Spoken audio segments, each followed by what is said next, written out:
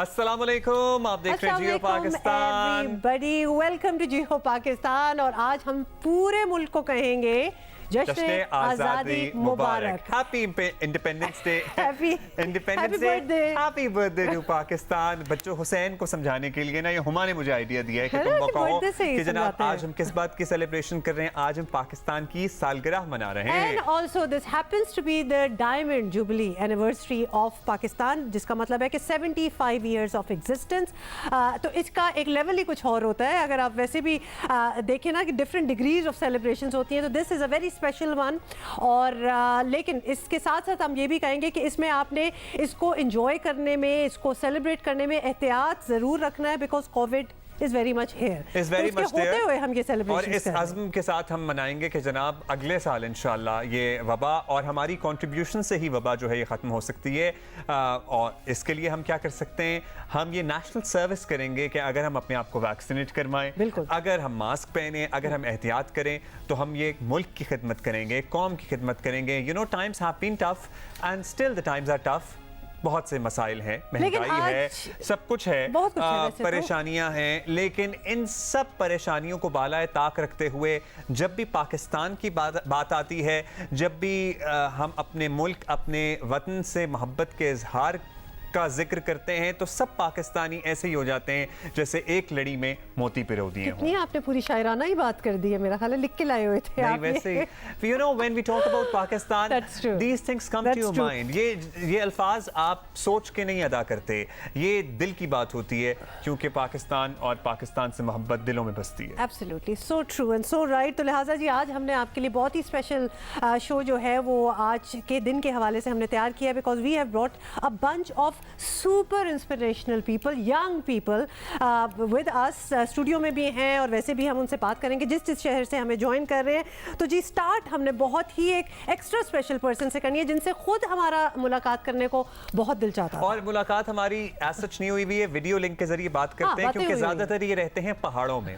और हमारी खुशकिस्मती के कराची में मौजूद थे। तो हमने कहा भाई आज तो आप आ ही जाएं, क्योंकि पूरे पाकिस्तान का बड़ा इश्तियाक है आपकी कहानी सुनने में, आपसे मुलाकात करने में। साजिद अली सतपारा, प्राइड ऑफ पाकिस्तान, फ़ख्र पाकिस्तान के बेटे हमारे साथ मौजूद हैं।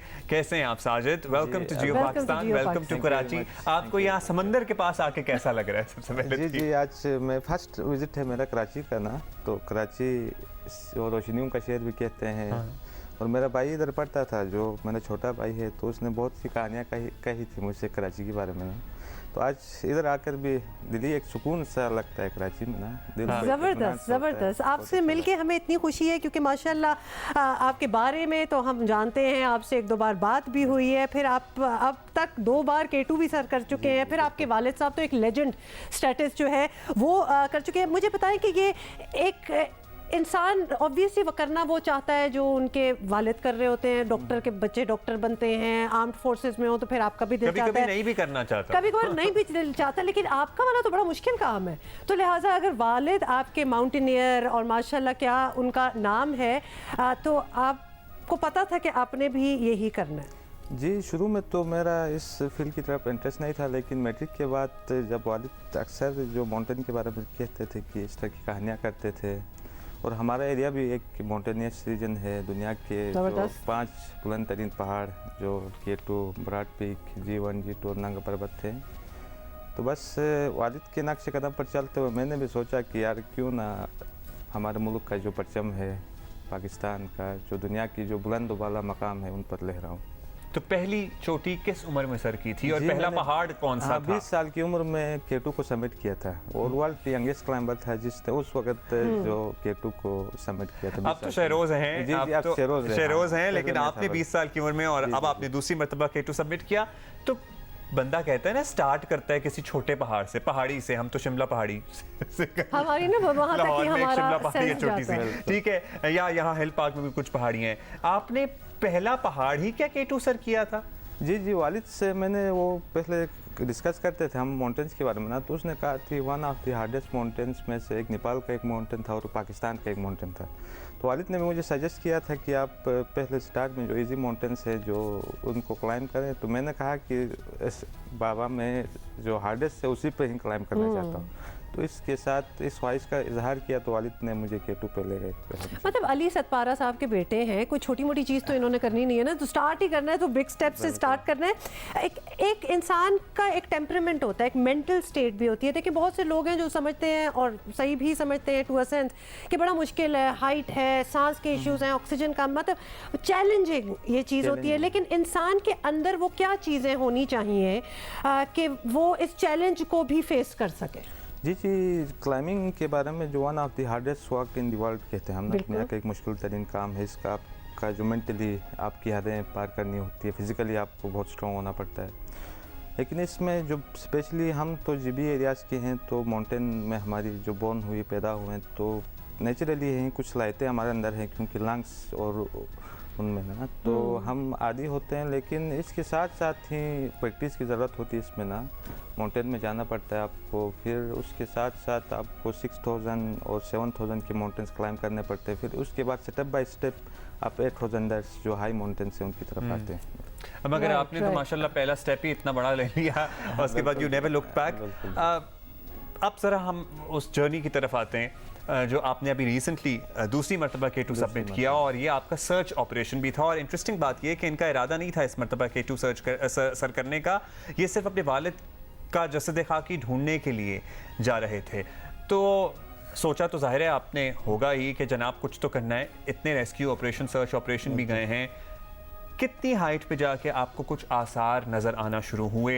जी, मैं विंटर में भी जो on the survival of our team जो 4 क्लाइंबर्स थे हम, तो मैं 8200 से नीचे आ गया था। तो वालिद तो जो दूसरे जो JP मोहर, चिलिका और आइसलैंड का जॉन स्नोरी वो ऊपर चले गए थे। तो मुझे आइडिया था शुरू से ही, मैं कह रहा था कि या वो रास्ता भटक गए हैं, जिसकी वजह से उनकी एनर्जी लॉस हो गई और वेदर की वजह से वो आ नहीं सके। फिर उसके साथ साथ भी मेरा ये भी अंदाज़ा था कि विंड चली थी रात को, जब मैं कैंप में था उस वक्त विंटर में। तो मुझे भी यही लगता था कि विंड की वजह से, इतनी विंड जो 8000 से अबव जब विंड चलती है तो बंदा फ्रीज हो जाता है उसमें ना। फिर हाई एल्टीट्यूड थे इतनी 8000 से ऊपर, तो अंदाज़ा तो था। लेकिन जो सर्च मिशन है उसमें जो एक कैनेडियन कैमरामैन एलियस आकले, उसके विंटर में भी हमारे साथ था, जो एक डॉक्यूमेंट्री बना रहा था। तो वालिद की ज़िंदगी, जॉन स्नोरी की ज़िंदगी और पर्सनली मेरी लाइफ को वो शूट कर रहा था। तो उसने ऑफ़र किया कि मैं डॉक्यूमेंट्री स्टोरी को कंप्लीट करना चाहता हूँ। तो मैंने उसको कहा ठीक है, तो मेरा भी प्लान है सर्च मिशन का। तो इसके लिए मैंने पहले गवर्नमेंट से भी रिक्वेस्ट की थी कि मैं अपने वालिद को सर्च करना चाहता हूँ, उसकी इस्लामी कवानीन के मुताबिक तदफीन करना चाहता हूँ। लेकिन कुछ जीबी गवर्नमेंट से कोई अच्छा रिस्पांस नहीं मिला। तो मैंने उसके साथ कहा कि if you will come I will go with you उस सर्च मिशन में। तो हम जा रहे थे, तो इस सर्च मिशन में पहले हम शूट कर रहे थे। तो लास्ट जो रोटेशन होते हैं इसमें भी क्लाइंबिंग के, तो पहला रोटेशन में हम वो एक्लेमेटाइज होते हैं उसी एयर में, एक्लेमेटाइज होते हैं। तो फर्स्ट रोटेशन, सेकेंड रोटेशन में भी हम गए, कुछ आसार नहीं मिले। तो मेरा भी खदशा था कि उनकी जो लोकेशन है 8000 से अबाव ही है। तो हम जब लास्ट जो समेत पुश के लिए जा रहे थे लोग, तो कैंपोर में थे। तो एक शर्पा फिक्सिंग टीम जो पॉइनर और मेडिसन एक टीम थी, जो बिग टीम्स थी इस साल जो K2 पे ट्राई कर रही थी। तो उनके जो फिक्सिंग शर्पास बोतलनेक पे फिक्सिंग कर रहे थे, तो हम कैंपोर में पहुँचे। तो वो शर्पा, जब मैं कैंपोर में पहुँचा तो मैंने रूट को देखा, तो कुछ लगा कि मुझे शक हुआ कि इस जगह में कुछ है। तो शर्पा का कोई लीडर, वो लगपा शर्पा, वो कैंपोर में मौजूद था। तो मैं उसके टेंट के बाहर जाके पूछता रहा कि यार वो पहुँचे तो कुछ कर रखिए। उसने कहा बस 5 मिनट के बाद, 10 मिनट के बाद पहुँच जाएंगे। तो आखिर में उसने कहा कि यार दाढ़ी भी है, वो कैलाश का डाउन सूट भी है, और उसने कहा कि ये आपका पापा है, कहा ना उसने मुझे। तो इस तरह कहा, फिर मेरा थोड़ा वो हो गया। फिर टेंट में आके थोड़ी देर में बैठा। फिर उसके बाद हमने प्लानिंग बनाई कि बाहर आके कि वो एक दूसरा अंग्रेज़ था जो बोतलनेक के नीचे था, वो JP, वो भी वालिद उनके साथ था। तो हमने प्लान किया कि उसकी बॉडी के पास जाएंगे हम लोग, तो उसके सर्चिंग करके उसको तदफीन करके हम आएंगे। फिर नेक्स्ट डे और 28 को हम ऊपर जाएंगे। पहले हम उसकी बॉडी के पास गए, उसकी तदफीन की। फिर उसकी जो एविडेंस के लिए जो डिवाइसेस होती हैं, जो मुख्तलिफ GPS डिवाइसेस, GoPro कैमरास, उनकी सर्चिंग की। लेकिन उसकी बॉडी से कुछ नहीं मिला। तो हमने उसकी तदफीन की और उसको बर्फ़ के नीचे किया। फिर हम नीचे आ गए। नेक्स्ट डे हम समेट पुश के लिए 28 को जा रहे थे, तो रास्ते में एक जो वन ऑफ द हार्डेस्ट जो पोर्शन है केटू का बोतलनेक, तो उन एरियाज पे थी वालिद की बॉडी भी। एक बोतलनेक क्रॉस करके एक हार्ट साइज आता है, वो उधर वालिद की बॉडी। आप फेमिलियर हैं इस सारी जगह से, आप जी जानते हैं? केटू का मेरा 4th अटेम्प्ट था, ये केटू मेरा 4th टाइम था, तो मैं केटू से तो और काफी हद आपने तक जब familiar ये हूं। अपने वालिद की बॉडी देखी है, आपको बॉडी देख के उस हादसे का अंदाजा हुआ कि क्या हुआ होगा? जी, जी, वाज इट जी। Covered in snow completely? आपको कुछ कोई जैकेट का कोई हिस्सा बाहर था? किस तरह से उस आइडेंटिफाई? जगह में जो 8000 से वाव विंड और स्टीप इतना है कि उधर बर्फ तो टिकती नहीं है, तो उनकी बॉडीज ओपन थी जो उसमें थी। बाकी क्लॉथ थे उनके, जो हवा की वजह से कुछ क्लॉथ, ग्लव्स और बाकी चीज़ें उड़ गई थी, लेकिन उनकी जो लोकेशन और जो डिवाइसेस जो यूज़ कर रहे थे रिपेलिंग के वक्त, फिगर ऑफ 8 कार्बनर्स, तो डिसेंडिंग के दौरान ही उनका हादसा हुआ था। और उसके साथ जो विंड और हाई एल्टीट्यूड वो समेट करके विंटर में वो वापस उधर पहुंचे हैं, तो फिर जाहिर बात है विंड चली है, मौसम खराब था उस वक्त। तो अब आपका सर्दी की क्या वजह से नेक्स्ट स्टेप होगा? साजिद, वालिद की मैयत जो है वो वहीं जी जी, जब मैं कैंपोर में था तो रहेगी। उधर भी मुझसे वो जो बेस का में हमारा लीजन अफसर होता है आर्मी का, उसने कांटेक्ट किया था कि आर्मी और गवर्नमेंट आपका सपोर्ट करेंगे अगर लाना चाहते हैं तो उस वक्त पे प्लानिंग तो नहीं बनती थी उस हाइट पे जाके वालिद की बॉडी ऊपर थी। एक दिन में हम इतना वो सर्च मिशन नहीं कर सकते थे। बाकी मेरी जो कैपेसिटी में था, मैंने 8400 से वालिद की बॉडी को नीचे लाकर 7900 तक लाकर मैं, और एक बोलिवियन एक माउंटेन गाइड एक हुगो अयावीरी, उसने मेरी हेल्प की थी इस मिशन में। तो मैंने उधर वालिद की तदफीन की जो इस्लामी कवानीन के मुताबिक जो उस साइट पे पॉसिबल थे, तो वालिद की तदफीन उधर कर दी है। तो फिर मैंने भी यही किया था कि मैंने पहले बहुत सी रिक्वेस्ट की थी जीबी गवर्नमेंट से और दूसरे जो प्राइवेट सेक्टर से कि मेरी सर्च मिशन में सपोर्ट करें, तो कोई रिस्पांस नहीं मिला उनका। तो फिर मैंने अपने आप से ऑन योर ओन आपने किया। मस्जिद में किसी ये से हम रिक्वेस्ट आपको नहीं ज़रूर किया। इधर बताना चाहते हैं और आपको शायद इस बात का अंदाज़ा भी हो कि जब ये इंसिडेंट सारा हुआ था और अभी सर्च एक सर्च चल मिशन, रहा था, सर्च तो पूरी कौम जो थी बिल्कुल। वो पूरी कौम दुआ कर रही थी और एक मिरेकल, एक हुमा, मुझे मुझे एक बात बताएं, दुआएं बिल्कुल लोगों ने अपनी डिस्प्ले पिक्चर्स चेंज कर दी, बिल्कुल अली सतपारा साहब को ट्रिब्यूट दिया। उसके बावजूद भी जब अली सतपारा का बेटा मुझे आके यहाँ स्टूडियो में बताता है ना कि गवर्नमेंट की तरफ से रिस्पॉन्स नहीं मिला, तो फिर बहुत दिल दुखता है, आप यकीन करें। जीपी गवर्नमेंट की तरफ से, मगर मतलब है कि we are short of words कि he wanted to find the dead body of a legend who has done so much for Pakistan, और जीबी गवर्नमेंट को रिक्वेस्ट करते रहे and there was no support at all. We wonder, मगर खैर अच्छा जी, आज जो जरा अली Independence Day- सतपारा हमारे शहीद में उनको कहूँगी, वो हमारे हीरो हैं, हमारे दिलों में रहते हैं। मतलब उन्होंने एक कहते हैं ना कि एक एवेन्यू खोला, हमारे दिमागों में एक एवेन्यू खोला जो हम सोच भी नहीं सकते थे कि कोई पाकिस्तानी इस तरह इट्स डूएबल और नॉट डूएबल।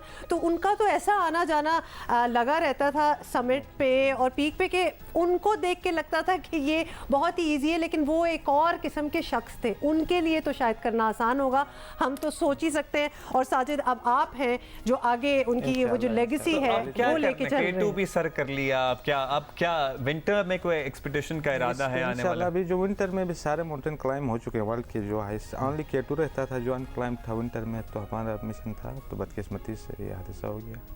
तो अभी इंशाल्लाह मेरा प्लान है वालिद की लेगेसी को आगे लेके चलूँगा, और दुनिया के जो 14,800 से अबव माउंटेन्स हैं, अभी तक कोई पाकिस्तानी नहीं है जिसने 14 जो माउंटेन क्लाइम किया। राइट तो इंशाल्लाह मेरा मिशन भी है और वालिद का ख्वाब भी था कि इन माउंटेन पे पाकिस्तान का परचम लहराए, और इंशाल्लाह मेरा भी ख्वाब है कि जो और 14 आपके ख्वाब mountains में है, पूरी पाकिस्तानी अवाम जो बहुत है ना, शुक्रिया, बहुत। वो आपके लिए आपके साथ है, क्योंकि हम ऑनेस्टली आपको सपोर्ट कर सकते हैं, आपके लिए दुआएं कर सकते हैं। और आप जब ये चीज़ें कर लेते हैं, जब हासिल कर लेते हैं जो आपका मिशन हो, तो हमें ऐसी फीलिंग होती है कि जैसे हमारी थोड़ी सी कंट्रीब्यूशन है और हमारी दुआएं थी कि ये हो गया। तो अच्छा, आपके बाकी बहन भाइयों में से भी कोई करता है या आप ही हैं? नहीं, मैं करता हूँ सिर्फ क्लाइंबिंग, बाकी पढ़ते हैं मेरे छोटे भाई। अच्छा, बाकी पढ़ते हैं। वंडरफुल जनाब। वैसे एक सवाल मैं आपसे यकीनन पूछना चाहूँगा कि आपके वालिद के जाने के बाद हुकूमत पाकिस्तान की तरफ से आप लोग का कितना ख्याल रखा गया? आप मुतमईन हैं या कुछ कहना चाहते हैं तो ये प्लेटफॉर्म? जी, मैं गवर्नमेंट ऑफ पाकिस्तान और स्पेशली पाक आर्मी का बहुत शुक्रगुजार हूँ कि बहुत सपोर्ट किया, जिसकी वजह से हमें काफ़ी हौसला मिला, और मैं शुक्रिया जितना अदा करूँ कम है। तो गवर्नमेंट ऑफ पाकिस्तान ने भी जीबी गवर्नमेंट ने भी एक जॉब दी है मुझे टूरिज़म डिपार्टमेंट में और कुछ फाइनेंशियली भी थोड़ा सपोर्ट किया। लेकिन मेरी गुजारिश है गवर्नमेंट ऑफ पाकिस्तान से कि वालिद अली सतपारा पाकिस्तान के एक मशहूर माइनस कोपरेमा थे और इस विंटर हादसे में जो हादसा हो गया और शहीद हो गए वालिद, तो उसके जो पाकिस्तान के लिए कारनामों और खिदमत के एजाज़ में जो सिविल अवार्ड है एक उससे नवाजे। इंडीड जनाब, इंडीड जनाब, Absolutely, हमारे ये तो प्लेटफॉर्म के तवसत से आपकी ये रिक्वेस्ट हुकूमत पाकिस्तान तक पहुंची और ये इनकी रिक्वेस्ट नहीं है, ये पूरे पाकिस्तान की रिक्वेस्ट है इंडीड बिल्कुल। कि अली सतपारा साहब मरहूम को, शहीद को आला तरीन सिविल एजाज़ात से नवाजा जाए और उनकी खिदमत नाकाबिल फरामोश हैं, लेकिन we should honour his services. और एक्चुअली ये तो हमें, मेरा ख्याल है कि ये रिक्वेस्ट डालने वाली बात भी नहीं है, ये तो it has to be done, it should be done on its own. Sajid, बहुत खुशी हुई आपसे मिलके और ये तो एक ऑलमोस्ट एक लकी चांस हमें लगा कि आज के दिन के तवज्जुह से आप भी आए हुए थे कराची और आपसे मुलाकात भी हो गई। बहुत बहुत शुक्रिया। छुट्टी है लेकिन हम आपके साथ यहाँ मौजूद हैं आज का दिन जश्न आज़ादी मुबारक एक दफ़ा फिर कर देना if people are joining us right now, क्योंकि ये वो वाला दिन होता है कि ज़रा कैजुअल चल रहे होते हैं कि कोई इस तरह इमरजेंसी तो है नहीं कि जी आपने स्कूल और ऑफिस और कहाँ कहाँ पहुँचना है। तो एक तो 14 अगस्त और फिर वीकेंड भी है। हाँ, स्कूल तो वैसे ही बंद है। इनफैक्ट हम आज के दिन इस जश्न आज़ादी के दिन ये खास दुआ करेंगे कि स्कूल जो है वो जल्द खुल जाए और ज़िंदगी ज़रा नॉर्मलाइज होना शुरू हो जाए। तो आज जैसे कि हमने आपसे वादा किया हुआ है कि हम यंग हाई अचीवर्स को जी आपके सामने लेके आए और पाकिस्तान माशाल्लाह जब हम वो फहरिस्त बना रहे थे वो लिस्ट, हमारे अपने ही शो पे इतने हाई अचीवर्स आ चुके हैं that we really had to curtail the list क्योंकि इतने ज़्यादा हैं। तो अच्छा जी, आपको पता है ना डायना अवार्ड की हम बात करते रहते हैं और ज़बरदस्त outstanding performance particularly social sector में जो हमारे नौजवान कर रहे हैं उनकी खिदमत का एतराफ़ होता है। और कुछ अरसे से, कुछ सालों से इनफैक्ट ये डायना अवार्ड जो है ना पाकिस्तान तवातुर के साथ आया चला जा रहा है और इस मरतबा तो एक नहीं कई नौजवान ऐसे हैं जिनको ये अवार्ड मिला है और उनमें से एक बहुत ही यंग लड़की स्टूडेंट हमारे साथ मौजूद हैं, Ayesha Sheikh. She has been a part of Geo Pakistan before as well when she got this award. और हमारे अपने प्यारे अर्शमान जो कि अब थोड़े बड़े हो गए हैं लेकिन थोड़े बड़े हो गए हैं, लेकिन हमारे साथ पुराना साथ है तो हमें वो छोटे छोटे ही लगते हैं। लेकिन माशाल्लाह अभी वो बता रहे थे ब्रेक में कि वो 15 साल के हो गए। So we have known him 3-4 years I think और मे बी मोर। तो हमारे लिए बिल्कुल वो इतने से हैं बट वाकई बड़े हो गए। So Arshman Naeem is with us, Ayesha Sheikh is with us. मैं आप लोगों को वेलकम करूंगी जियो पाकिस्तान में आप दोनों को। एंड ये दिन मनाने के लिए वी आर सो हैप्पी कि आपने टाइम निकाला है और आप लोगों ने हमें ज्वाइन किया है। सो जश्न आज़ादी मुबारक को ईद निकल रहा है मुझे। ईद भी अभी गुजरी है ना, बहुत दिन नहीं हुए, अभी तो फ्रीजर भी भरा हुआ है हुमा का फ्रीजर भरा हुआ है। बट एनीवे जी, Ayesha and Arshman thank you so much for coming. Ayesha आपसे स्टार्ट करते हैं, क्या हाल है? You are looking very nice and very, हम सारे वैसे एक जैसे लग रहे हैं। हमारी screen is green and white. हाँ भाई, आज के दिन से तो यही बनता है कि हमारी स्क्रीन, हमारे दिल, हमारा सब कुछ इर्द गिर्द भी आप देखें बाहर भी ग्रीन और वाइट, हमारा ये जो सब सिलारी परचम का रंग है ये बिखरा हुआ है, फैला हुआ है। Ayesha, we were talking about school days और कॉलेज डेज, आप तो यू स्टिल इन कॉलेज, बताइएगा कि how corona has changed the celebration of these particular events as well.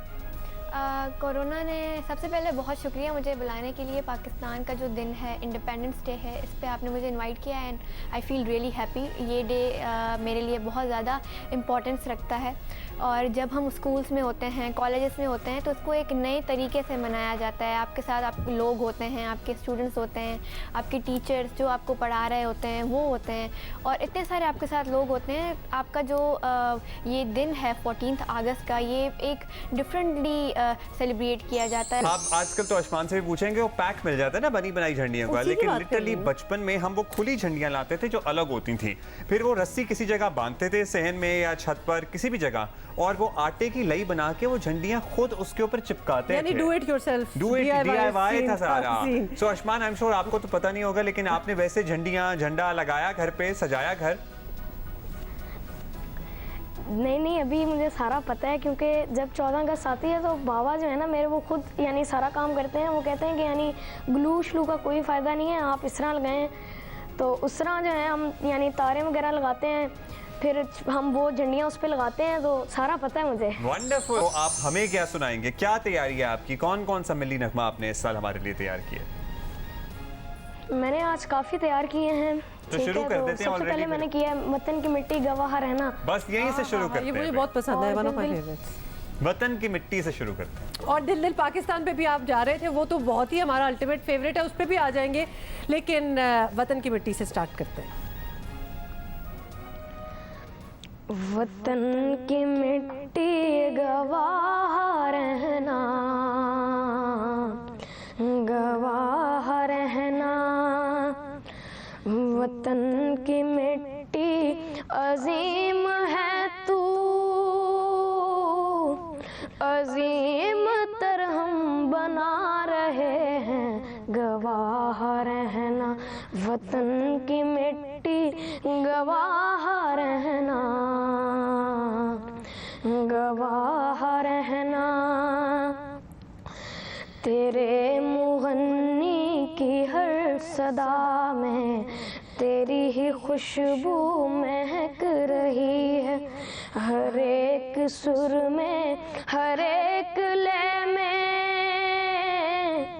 तेरी मोहब्बत चमक रही है, गवाह रहना, वतन की मिट्टी गवाह रहना, गवाह रहना।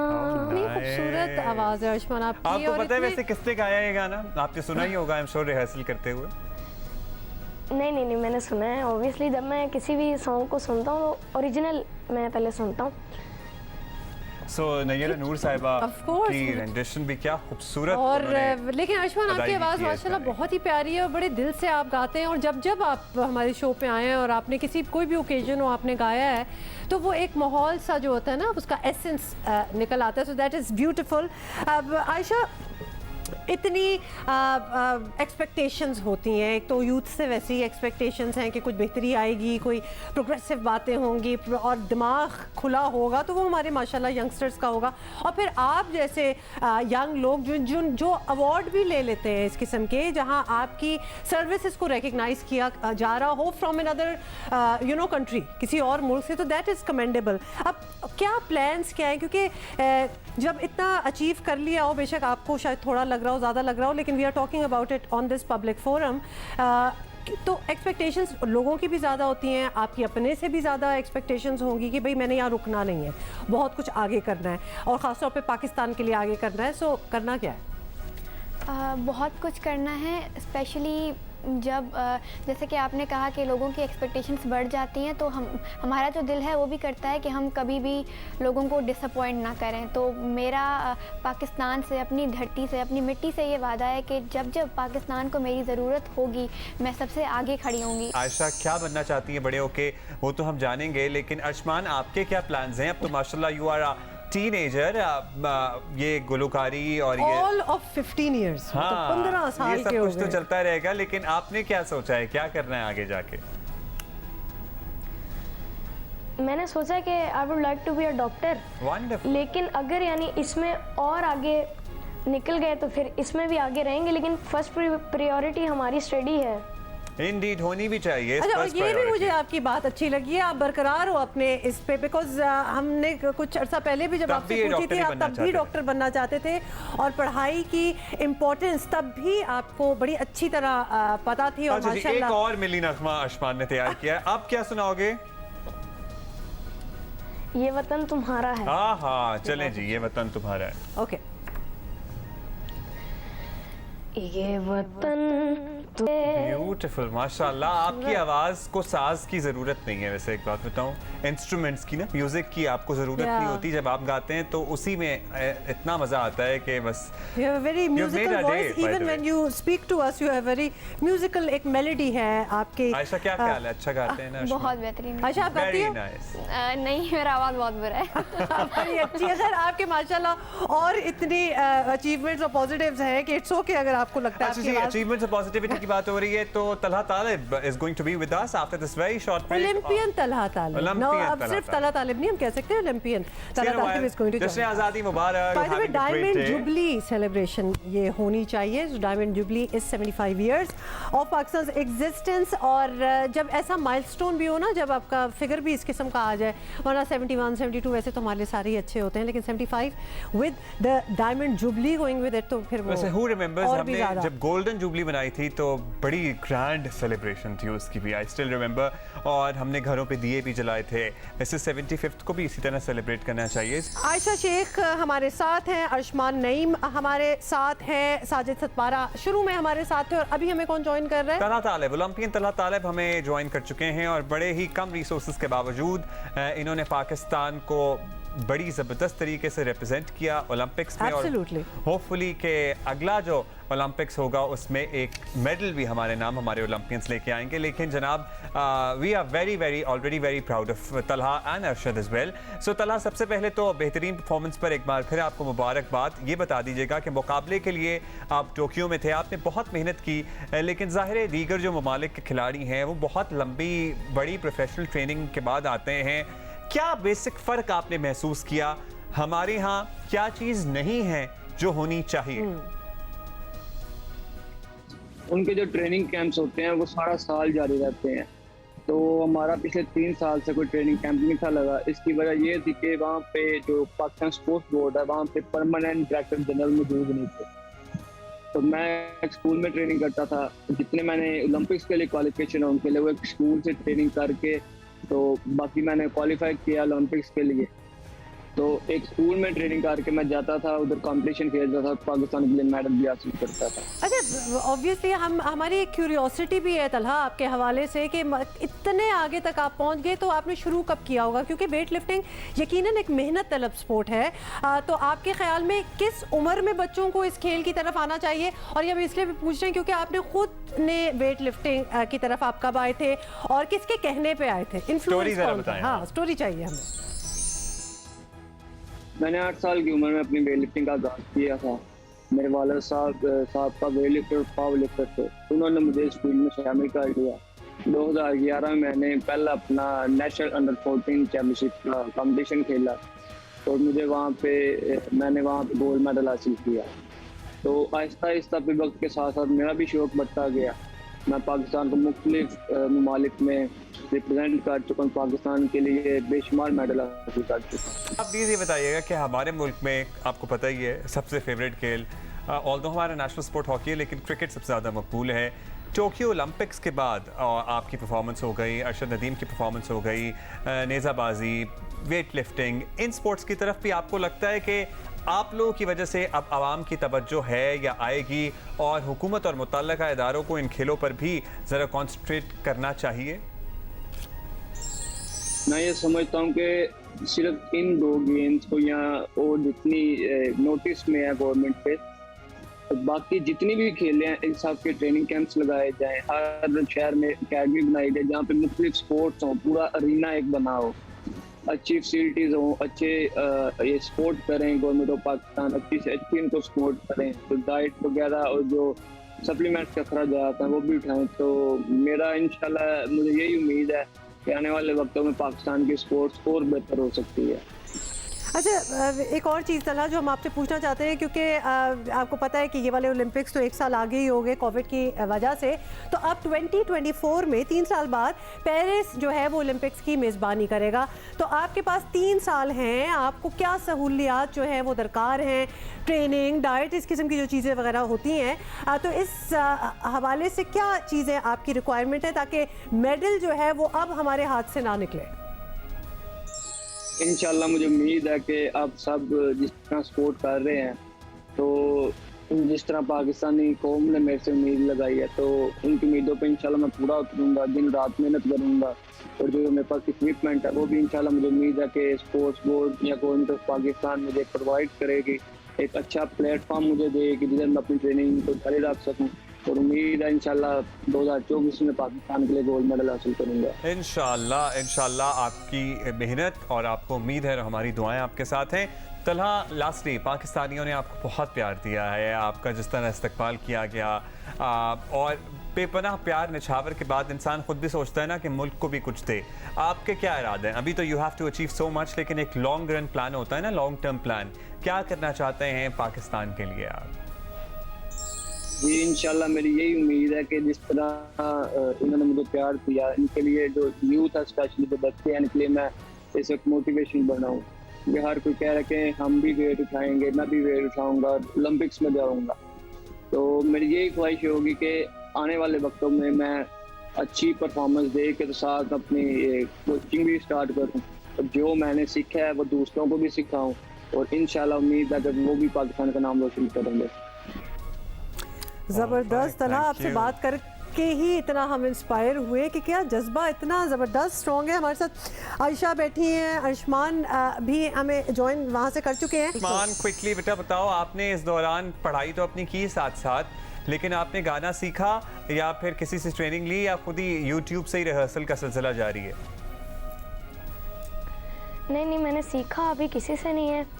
अभी मैं ज्वाइन करने का सोच रहा हूँ बिकॉज अभी मेरे पेपर हैं 28 अगस्त को, तो उसके बाद यानी जब पेपर्स एंड होंगे उसके बाद मैं शुरू करूँगा और गिटार मैं सीख रहा हूँ अभी। वंडरफुल। हम अर्शमान से कहेंगे कि आप एक और बिल्ली नगमा हमें सुनाएं और साथ ही हम आयशा से इजाजत लेंगे। Ayesha, thank you so much for joining us. Arshman, आपसे हम बिल्ली नगमा सुनेंगे और उसके बाद हम आप सबको मिलेंगे in the next hour of Geo Pakistan. So over to you Arshman.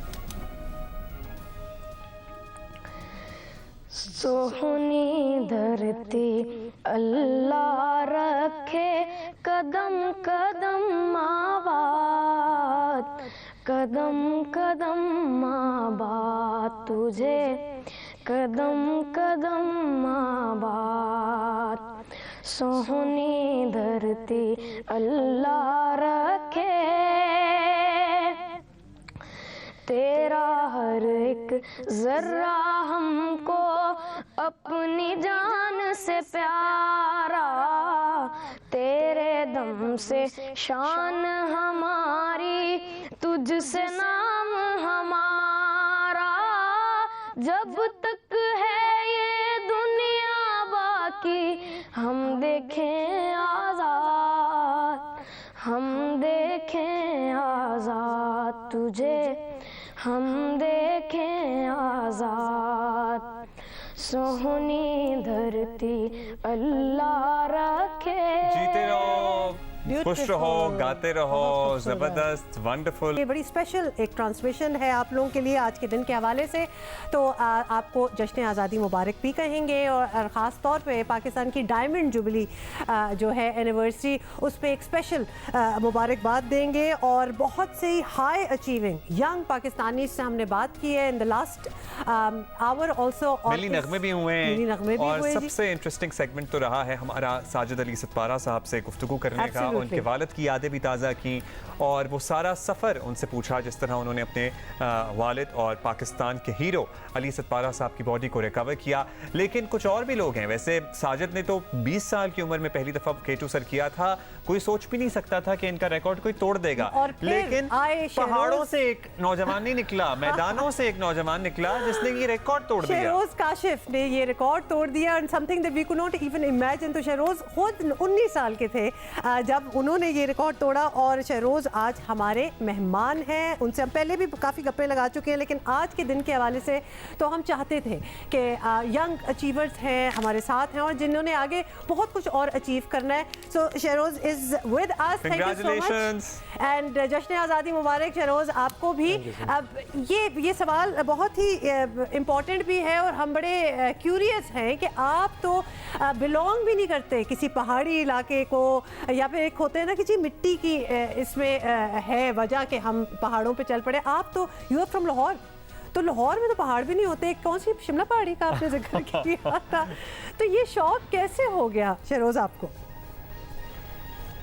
सबसे पहले तो पूरे पाकिस्तान को मेरी तरफ से पहाड़ों की बुलंदियों से आज़ादी मुबारक। और दूसरी बात ये है कि बेसिकली ये एक मिथ थी कि mountain belongs to northern areas, northern people.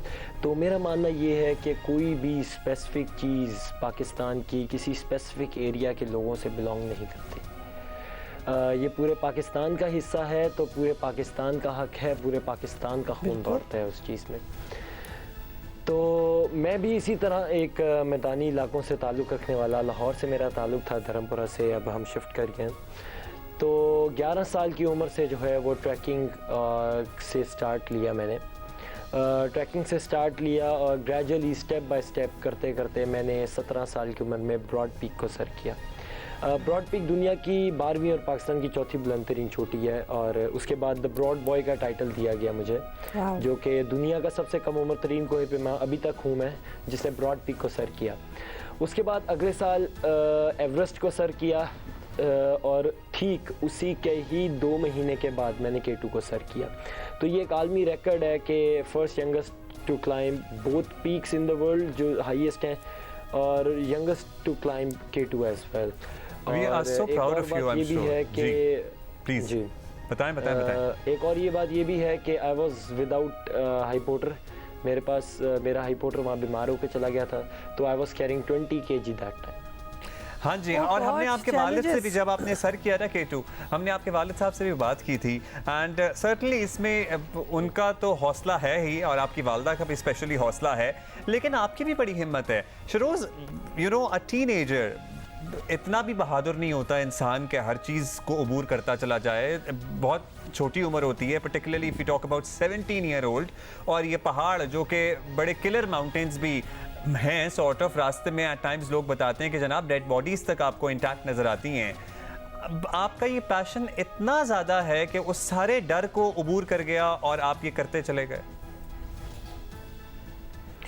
Basically ये हर इंसान की विल पावर पे डिपेंड करता है।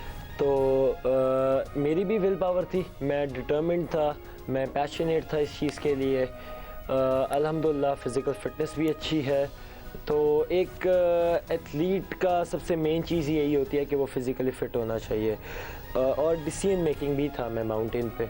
तो आई थिंक सो कि सब चीज़ें जो है ना, वो मेरा जो पैशन था और मेरा जो स्टेमिना और मेरा जो डिटर्मिनेशन थी, वो इस डर से काफ़ी ऊपर था।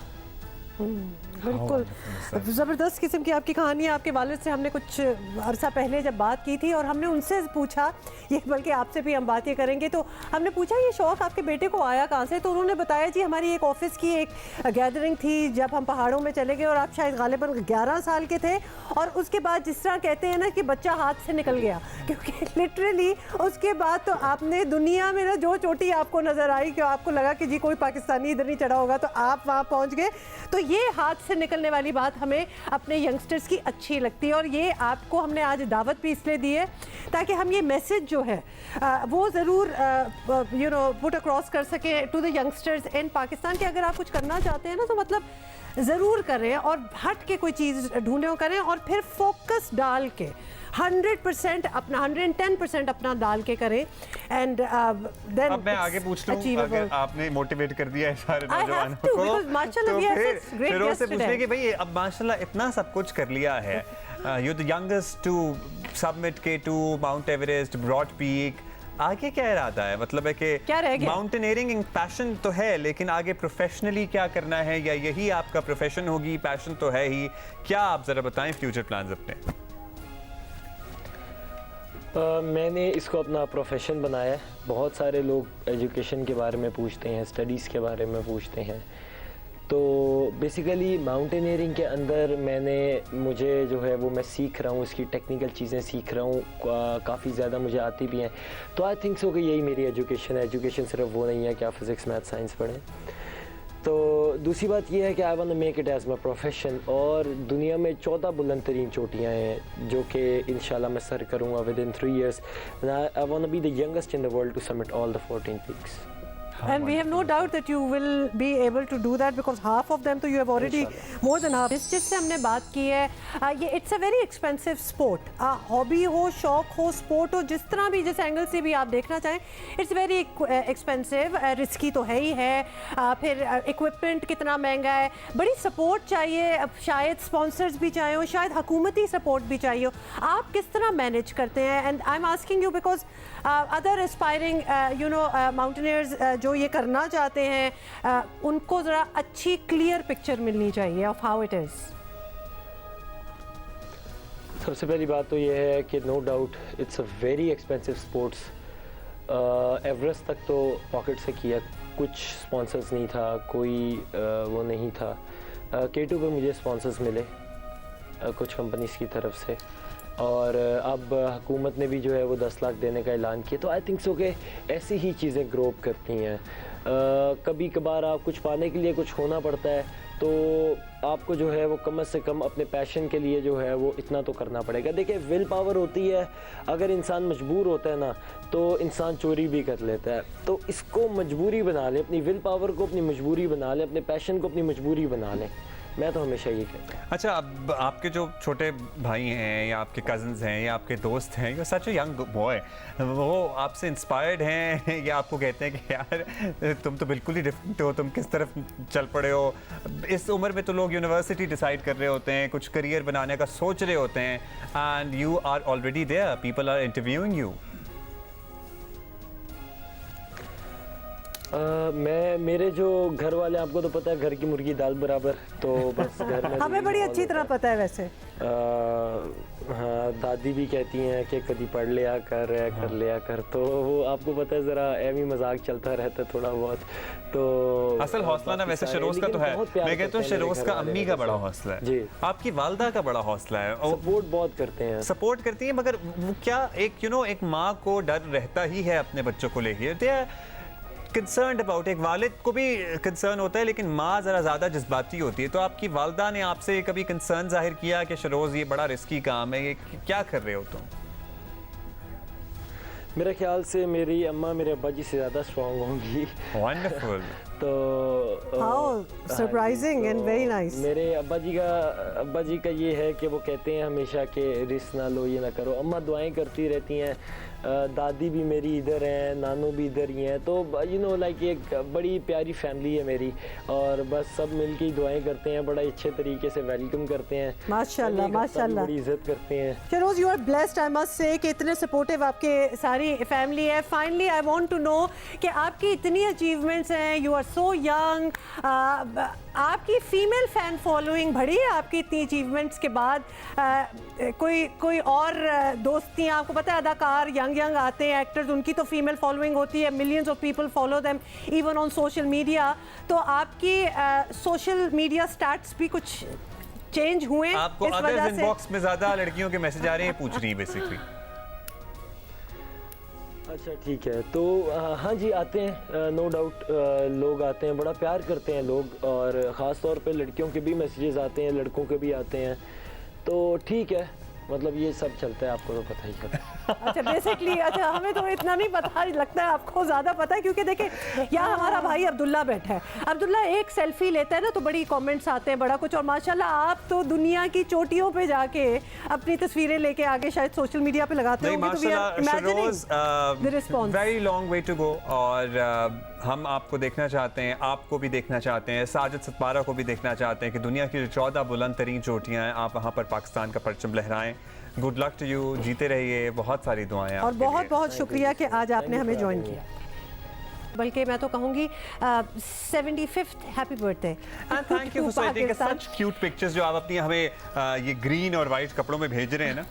तो लग रहा है कि पूरा मुल्क जो है ना इस वक्त ग्रीन और वाइट हुआ है, और ये हैप्पी बर्थडे मैंने इसलिए कहा है क्योंकि छोटे छोटे बच्चे होते हैं ना, हमारी फैमिली में भी हैं, तो उनको जब बताना पड़ता है कि भाई ओकेजन क्या है, तो ओकेजन ये है कि मुल्क की सालगिरह है, तो to you have to really simplify it like that. So we are very happy to be here with you, और हम सारे साथ इसकी सेलिब्रेशन कर रहे हैं। पता है क्या, 14 अगस्त का एक फ्लेवर होता है, और जब पुराने आप वो मिली नगमे सुनते हैं ना जो पीटीवी पे हम सुन के बड़े हुए हैं, वो बेस्ट तो है। वो माहौल ऑटोमेटिकली एक माहौल बन जाता है, आपको वो ओकेजन जो है वो महसूस होने लगता है। और ईद शब बरातें वैसे तो कहते हैं बचपन में होती हैं, लेकिन ये 14 अगस्त भी वही ओकेजन है जो बच्चे सबसे ज़्यादा, हमने तो बचपन में बहुत एंजॉय और फिर आप जिस उम्र में भी हो आप उसको एंजॉय करते हो, फिर जो यादें होती हैं ना पुरानी वो भी बड़ी अच्छी लगती हैं, तो आज वो याद भी आता है सब कुछ। So we are joined right now, एक तो आज पूरा एक लाइनअप ऑफ एंटरप्राइजिंग गेस्ट हमने आपके लिए रखा हुआ है, हाई अचीवर्स, बिल्कुल, ताकि कोई इंस्पिरेशन भी हो, कोई ज़बरदस्त बातें हो, कुछ सीखने को मिले। तो एक को मैं इंट्रोड्यूस करती हूँ अब्दुल्ला, एक को आप करना। Let me introduce our guest first. जी इस घंटे में इस वक्त हमें ज्वाइन किया है निदा डार ने, और नाम तो अब बिल्कुल मैं कहती हूँ पाकिस्तान में बच्चे बच्चे को याद हो चुका होगा ये नाम, बिकॉज ये हमारी सेलिब्रेटेड फीमेल क्रिकेटर हैं, गुजरांवाला से ताल्लुक है इनका। एंड बाय द वे ये भी बता दें, she is the first Pakistani cricketer to take 100 wickets in T20 cricket, so that is amazing and we are so happy to have you with us, Nida. Nida Welcome. is an inspiration for a lot of girls, young girls जो कि cricket खेलना चाहती हैं। In fact Pakistan में लड़कियों ने निदा को देख के क्रिकेट खेलना शुरू की है। So Nida, we are very very proud of you. Welcome to Geo Pakistan Nida, और साथ ही हम अपनी दूसरी गेस्ट का भी इंट्रोडक्शन करा लें। CSP ऑफिसर हैं ज़ोहा मलिक शेर हमारे साथ मौजूद हैं। अमूमन आज भी अनफॉर्चुनेटली हमारे यहाँ ये किसी की यहाँ बहुत ज़्यादा बेटियाँ पैदा हो जाए ना, तो लोग ज़रा अब तो शायद कुछ कहते नहीं हैं, पहले तो कहते बहुत ज्यादा थे, लेकिन एक अजीब सा माहौल बना देते हैं। लेकिन पांचवी या चौथी बेटी पैदा हो रही होती है, ये सारा सिनारियो ही चेंज कर दिया, बिल्कुल चेंज कर दिया। और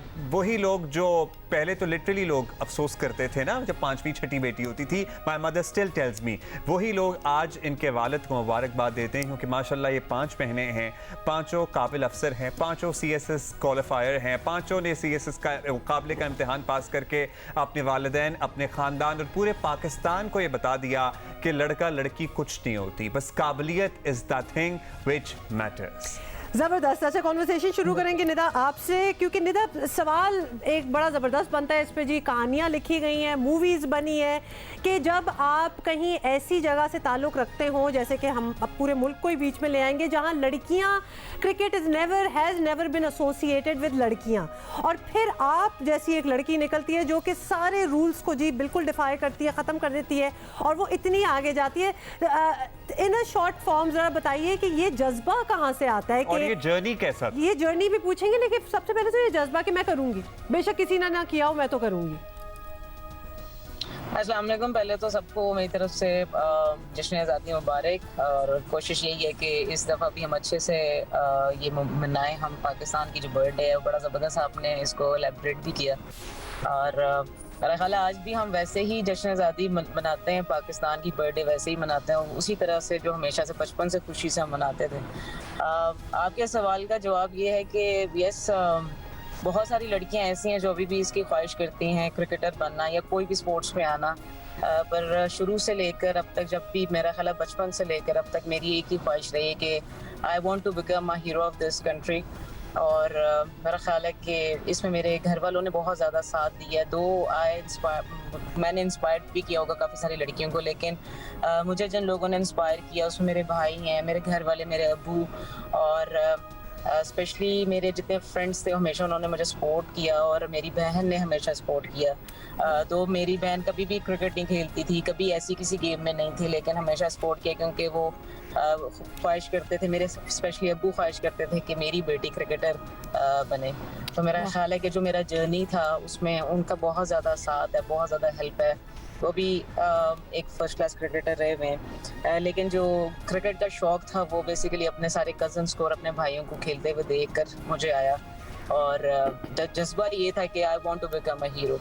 और मेरा ख्याल है कि आज उस मुकाम पे हूँ कि लोग इस चीज़ से इंस्पायर भी होते हैं। और Certainly, आपने वो जो इरादा किया था ना बचपन में निदा कि आप हीरो बन जाएं, तो आप पूरी कौम के लिए हीरो इंडीड बन गए। और निदा, आपसे बात करते हुए मुझे एकदम ख्याल आया कि निदा और ज़ोहा में कुछ चीज़ें कितनी मुश्तरका हैं, कितनी सिमिलैरिटीज़ हैं। एक तो इनके नाम में 4 अल्फ़ाबेट्स हैं, अब इससे ज़्यादा भी सिमिलैरिटीज़ हैं, और वो ये हैं कि दोनों के बड़े strong supportive fathers and families हैं। क्योंकि ज़ोहा के बारे में भी हमें ये पता है कि माशाल्लाह ये 5 बहनें अगर इस फील्ड में आई हैं और इतना अचीव कर रही हैं और आगे गई हैं, it is the support of their father. हाँ, तो ज़ोहा, हम आपसे जानेंगे कि आपके अब्बा आपके लिए इंस्पिरेशन बने या फिर बड़ी बहन जिन्होंने सबसे पहले CSS पास कर लिया and then she start serving the country, वो आपके लिए इंस्पिरेशन बनी?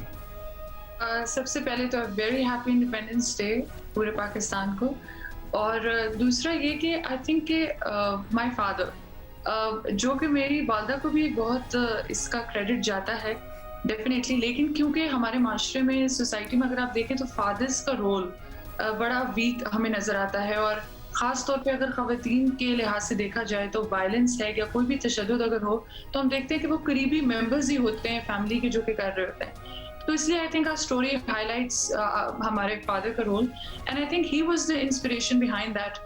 क्योंकि बचपन से मुझे कभी टू बी ऑनेस्ट यूनिवर्सिटी जाके एहसास हुआ कि अच्छा there is a different gender defined roles, कुछ ऐसे काम हैं जो मर्द के लिए मखसूस हैं, कुछ ऐसे हैं जो ख़वातीन करेंगी, नौकरियां ख़वातीन कर सकती हैं, ये नहीं कर सकती। घर में ऐसा माहौल दिया गया कि जिसमें कभी ऐसा फील नहीं हुआ कि we are restricted by our gender.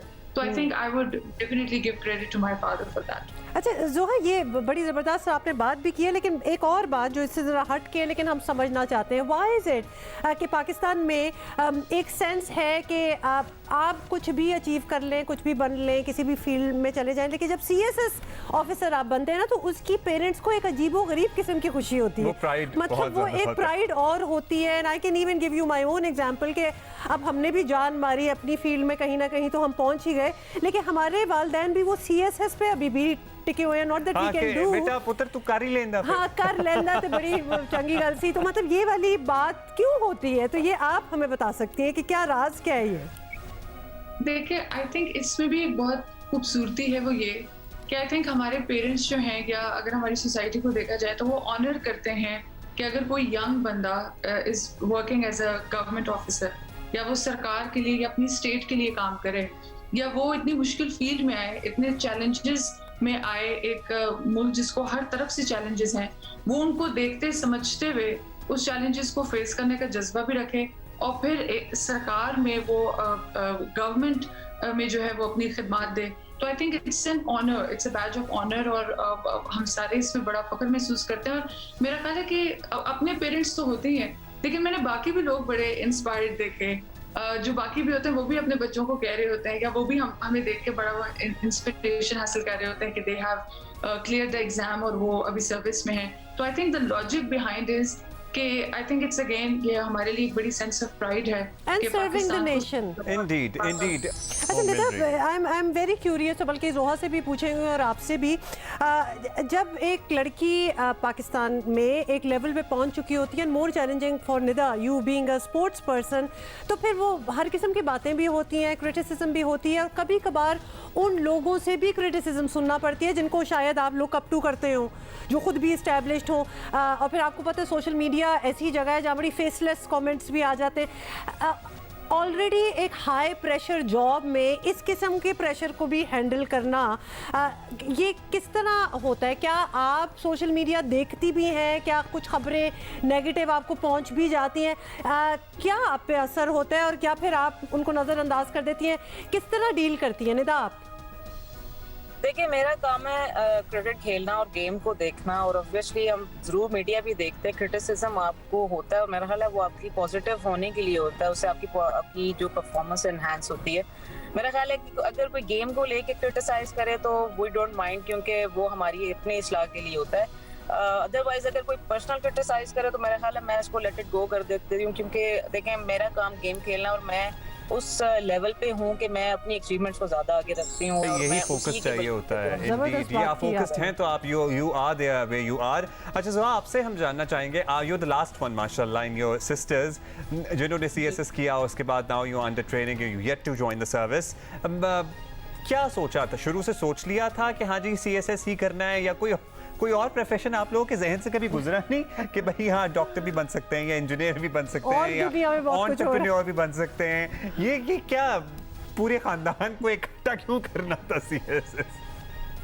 नहीं, ये बड़ा एक लेजिट क्वेश्चन है, लेकिन ऐसा है कि जब मुझे याद है कि बचपन से एक नोशन था हमारे घर का, जब कभी हम प्रोफेशन, ये तो था कि कोई ना कोई प्रोफेशन तो ज्वाइन करना है, and we have to do a job, we have to be economically independent. लेकिन साथ एक ये भी था कि कुछ गिव बैक भी करें, आप अपने लोगों को करें, because we belong to Khyber Pakhtunkhwa, और अगर आप वहाँ पे ख़ास तौर पे ख़वातीन के लिहाज से सूबे को देखें तो काफ़ी हद तक बैकवर्डनेस हमें नज़र आती है, काफ़ी हद तक पैट्रियार्की जो है वो वहाँ पे काफ़ी देखी भी जाती है।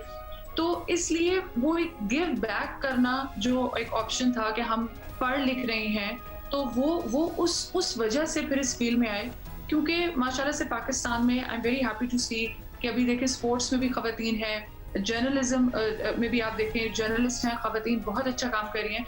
तो यहाँ पॉलिसी मेकिंग में दैट बिकॉज यहाँ पर अगर ख़वातीन का रोल होगा in the policy formulation and in the policy implementation, I think then we can see a very bright future of Pakistan. And for that reason, हम पांचों का एक था डिसीजन कि after completing our degrees will try our best कि अगर हम ऐसी पोजीशंस पे जाएं जहाँ पे हम इस जगह पे रोल अदा कर सकें कि जहाँ पे पॉलिसी फॉर्मुलेशन या इम्प्लीमेंटेशन में we can play a part, जिसकी वजह से आई थिंक वो उसका रिजल्ट 10-20 या कुछ डेकेड्स बाद आप देखेंगे तो इट विल बड़ी अच्छी सोच है। वंडरफुल, बहुत शुक्रिया Nida, two wonderful ladies. Exactly, two inspiring ladies who joined us on this very special day. बहुत बहुत शुक्रिया। और यहाँ साथ ही एक message to all those young girls जो कहती हैं ना, जिनके सामने शायद नज़र में जहाँ वो रहती हैं, जिन महलों में, जिन एरियाज़ में, जिन शहरों में शायद आपके सामने वो ख़वातीन रोल मॉडल ना हो, लेकिन पाकिस्तान में भरी हुई हैं। इसीलिए हम चुन चुन के अपने प्लेटफॉर्म पे जियो पाकिस्तान के थ्रू आप लोगों की मुलाकात करवाते हैं, ताकि आपको पता चले वो चैलेंजेस हर जगह होते हैं, कोई स्मूथ रोड नहीं होती, कोई वो होते हैं ना कि it was a cakewalk जी और हम पहुंच गए, बिल्कुल नहीं। पढ़ाई भी होगी, आपके पसीने भी निकलेंगे, जिस तरह निदा इतनी ज़्यादा मेहनत करती हैं अपने क्रिकेट के लिए।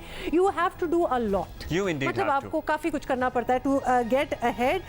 बहुत सी बातें आप लोग सीखी, बड़े इंस्पायरिंग लोगों से मिलाया आपको, लेकिन एक लास्ट गेस्ट जो हैं वो हमारे पास हैं, अभी रह गए हैं, और उनसे भी आपकी मुलाकात इसलिए भी करवानी है क्योंकि उनका काम भी बड़ा मुख्तलिफ है। And once again the whole idea is कि हम चाहते हैं कि ज़्यादा से ज़्यादा लोग जो हमें देख रहे हैं आज के इस बड़े ज़बरदस्त दिन पे, तो वो इंस्पायर ज़रूर हों और कुछ करें ज़रूर। तो नेक्स्ट गेस्ट जी हमारे जनाब इज़्ज़तुल्लाह क्वेटा से हमें ज्वाइन करेंगे, बलोचिस्तान क्वेटा से हैं, ज्वाइन कर रहे हैं पेशावर से, ज्वाइन कर रहे हैं पेशावर से हैं, क्वेटा से। और इन्होंने भी एक तंजीम बनाई, इनफैक्ट 2 तंजीमें बनाई, और इनकी तंजीम जो है वो बच्चियों की पर्टिकुलरली गर्ल्स एजुकेशन के लिए काम करती है। बलोचिस्तान में आपको पता है एक बहुत बड़ी तादाद है चिल्ड्रन आउट ऑफ स्कूल की, जो बच्चे स्कूल नहीं जाते हैं, रिसोर्सेज की वैसे ही कमी है, और इतने दूर दराज इलाके हैं कि वहाँ पर तालीम का सिलसिला आज भी ऊँटों पे भी किताबें पहुँचा के लोगों को एजुकेट किया जा रहा है। ऊँटों की लाइब्रेरी भी स्टार्ट हुई है, और ख़ासतौर पे आप बच्चों की बात कर रहे हैं, गर्ल एजुकेशन बच्चियों की बात कर रहे हैं, then please add to the mix Afghan refugee children as well, क्योंकि स्कूलों में तो उनको भी डालना चाहिए, पढ़ाई की उनको भी बहुत ज़रूरत है। तो इज़्ज़तुल्लाह ने उनकी भी किस तरह मदद की है, ये इज़्ज़तुल्लाह से खुद सुनेंगे। जनाब हम उन नौजवानों से आपकी मुलाकात करा रहे हैं बेसिकली जो शिकायत कम करते हैं और जिन्होंने खुद कुछ करने का सोचा है। तो इज़्ज़तुल्लाह वेलकम टू जियो पाकिस्तान, आपको जश्न आज़ादी मुबारक हो। बताइएगा आपका ये सिलसिला, आपका ये सफ़र कैसे शुरू हुआ? वालेकुम अस्सलाम। सबसे पहले तो मैं जियो पाकिस्तान का शुक्रिया अदा करता हूँ कि इंडिपेंडेंस डे पे मुझे इनवाइट किया। मैंने तकरीबन 2017 से अपना सफ़र शुरू किया। चिराग एजुकेशनल वेलफेयर सोसाइटी एक ऑर्गेनाइजेशन है, उसको फाउंड किया। उसके बाद मैंने गर्ल्स एजुकेशन के ऊपर काम किया, क्योंकि बलूचिस्तान में आउट ऑफ गर्ल्स जो है ना वो सबसे ज़्यादा है। पूरी दुनिया में तस्वुर किया जाता है कि बलूचिस्तान एक ऐसा खिता है जहाँ पे गर्ल्स ज़्यादा स्कूल से बाहर हैं। तो फिर ये है कि कबाइल वहाँ पर है, आप अगर बच्चियों को कन्विंस करना है या फिर वालिदैन को कन्विंस करना, ये एक मुश्किल स्टेप है। तो मैंने वहाँ से ये किया, तकरीबन 2017 से लेकर अब 2021 तक 3000 बच्चियों को स्कॉलरशिप भी प्रोवाइड किया। अब रिसेंटली कोविड के बाद अब जब स्कूल खुल गए, मैंने तकरीबन 200 अफगान रेफ्यूजीज़ बच्चियों को भी स्कूल में इनरोल कराया। तो ये ज़बरदस्त बात की है। और एक तो हम बलूचिस्तान से बात कर रहे हैं, एक तो कन्विंस करना उन फैमिलीज़ को जिन्होंने अपने बच्चियों को स्कूल नहीं भेजा हुआ। तो इज़्ज़तुल्लाह किस तरह उन्होंने आपकी बात मानी, आपने क्या अपने घर से शुरू किया, मतलब ये सफ़र स्टार्ट कैसे हुआ? कितना मुश्किल काम है। हाँ।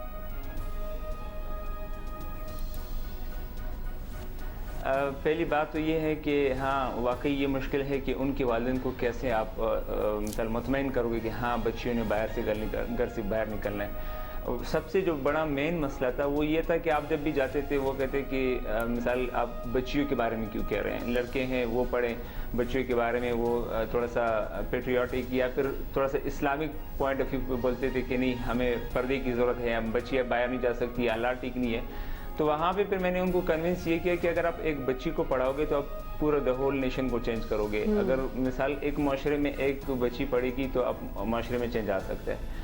अब ये एक फिर मुश्किल स्टेप ये था कि वो कह रहे थे कि हाँ बच्चियों को हम पढ़ाएंगे मगर फाइनेंशियली सपोर्ट कौन देगा। तब फिर हमने कहा कि हम डोनेशन के थ्रू, प्रोजेक्ट्स के थ्रू आपकी बच्चियों को फ्री पढ़ाएंगे, मगर आपने ये कमिटमेंट करना है कि आपने अपनी बच्चियों को स्कूल में एनरोल कराना है। उसके बाद फिर उसको जारी रखना काफ़ी मुश्किल था।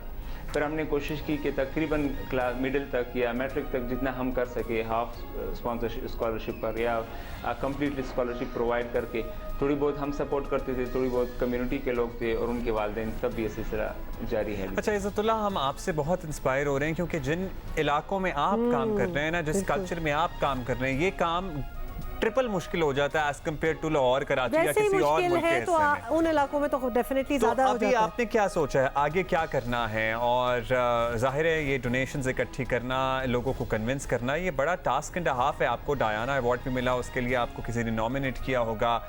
इस अवार्ड की अचीवमेंट के बाद आपको क्या मज़ीद एक जज्बा हासिल हुआ कि जनाब अब तो रिकग्निशन भी मिल गई है, अब तो और कुछ करना है? जब आप काम करते हैं फिर अल्लाह पाक आपको सिला देता है, तो ज़ाहिर सी बात है काफ़ी खुशी हुई कि तकरीबन 1999 से ब्रिटिश गवर्नमेंट ने डियाना अवार्ड का प्रोसीजर स्टार्ट किया था। 2021 तक मैं इन 22-23 सालों में बलूचिस्तान का वाहिद नौजवान हूँ जिन्होंने डियाना अवार्ड लिया है।